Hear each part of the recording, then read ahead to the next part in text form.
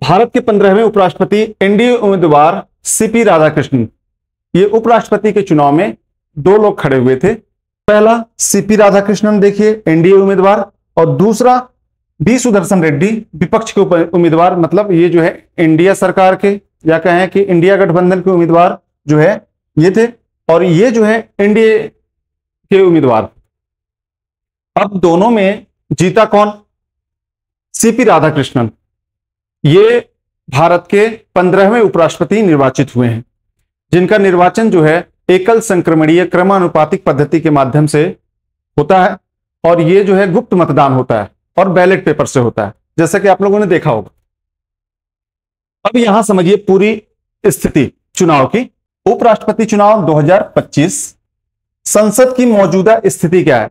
आपको पता होगा कि उपराष्ट्रपति के चुनाव में जो है लोकसभा और राज्यसभा के जो सदस्य हैं वही वोट करते हैं इनको। अब जो है लोकसभा में कुल सदस्यों की जो संख्या है वो कितनी है? 543, लेकिन इसमें अभी एक सीट जो है खाली है। मतलब वर्तमान स्थिति जो है वो कितनी है? 542 सांसद हैं लोकसभा में। वहीं जो है राज्यसभा में देखेंगे आप तो 239 हैं। कितने? 239, और इसमें 6 सीटें खाली हैं, है ना? 6 सीटें खाली हैं, मतलब जो है 245, 6 सीटें खाली ना होती तो 245 सांसद होते, और यहां पास एक सीटें नहीं खाली होती तो 543 सांसद होते। मतलब कुल मिला के अगर पूछा जाए आपसे कि लोकसभा में सीटों की संख्या कितनी है तो 543 बताना है, और राज्यसभा में सीटों की संख्या कितनी है तो 245 बताना है वर्तमान में। लेकिन जो खाली है वो एक खाली है अभी यहां, और यहां 6 खाली है।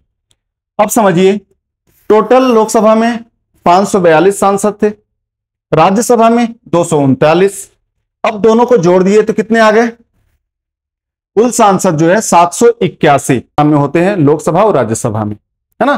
क्योंकि सीटें खाली हैं, 6 एक साथ सीट खाली है, तो ऐसे जो है 781 सदस्य हुए। अब यही जो सांसद हैं वही उपराष्ट्रपति के चुनाव में वोट करेंगे। अब ये भी इसमें से जो है आप देखेंगे एनडीए गठबंधन को कितना मिला? 552, और इंडिया गठबंधन के जो उम्मीदवार हैं उनको 300 वोट मिले। अब इसमें जो है टोटल वोट पड़े कितने?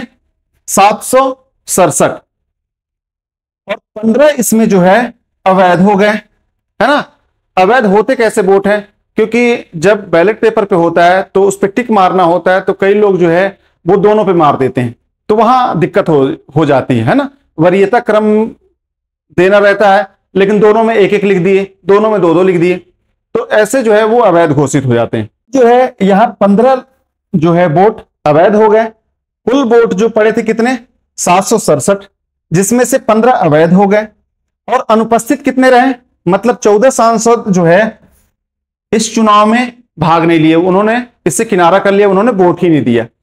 तो कुल मिलाकर समझिए कि 767 जो है ये मतदान हुआ, जिसमें 15 अवैध हो गए, और अनुपस्थित कितने थे? 14। इसको जोड़ देंगे तो 7 4 11, 1 7 1 8 1 7, मतलब 781 सांसद यहां थे। 781 आपको यहां दिख रहे हैं। अब समझ में आ गया होगा कि 452 वोट पाए कौन? एनडीए, और इंडिया गठबंधन जो है वो 300 वोट पाई। तो कुल मिला के जो है एनडीए गठबंधन के जो उम्मीदवार हैं वो जीत चुके हैं, और उपराष्ट्रपति जो है वो भारत के 15वें उपराष्ट्रपति मिल गए हैं। तो चलिए आइए देखते हैं आगे। 2 निर्दलीय और 3 पार्टियां जो है वो इस चुनाव से दूरियां बना ली थी। जैसा कि मैं पहले बता चुका हूं कि टोटल जो है वो 14 सांसद जो है इस चुनाव में भाग नहीं लिए हैं, वो इस चुनाव से दूरी बना लिए थे। और ये जो है सीपी राधाकृष्णन, ये भारत के 15वें उपराष्ट्रपति निर्वाचित हो गए हैं, और इनका कार्यकाल जो होगा वो कितने वर्ष का होगा? वो 5 वर्ष का होगा। आपने देखा चुनाव, ये चुनाव जो है वो बैलेट पेपर के माध्यम से होता है और एकल संक्रमणीय क्रमानुपातिक पद्धति के माध्यम से होता है। मतलब इसमें वरीयता क्रम देना पड़ता है कि आप जो है वोट दोनों को देंगे, अगर तीसरा उम्मीदवार खड़ा हो तो तीसरे को भी देते, लेकिन आप उसमें लिखते 1 2 3, मतलब कि कौन से किसको पहला वरीयता दे रहे हैं, फिर दूसरे को कौन वरीयता, किस व्यक्ति को दूसरे नंबर पे वरीयता में रख रहे हैं, और तीसरे व्यक्ति को जो व्यक्ति है वो उसका कौन से वरीयता में रख रहे हैं।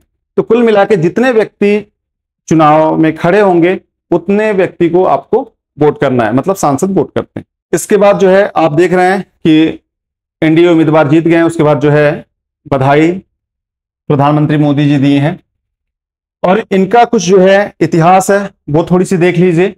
तमिलनाडु के तिरुवनंतपुरम में जन्म लिए हैं और ये आरएसएस के स्वयंसेवक रहे हैं, और 1974 में भारतीय जनसंघ की राज्य कार्यकारिणी के सदस्य बने, है ना। तो कुल मिला के आप जो है ये इनका पूरा सफर रहा है, और आप देखेंगे कि 2025 में ये भारत के 15वें उपराष्ट्रपति निर्वाचित हुए हैं। इस वीडियो में सिर्फ इतना ही, धन्यवाद।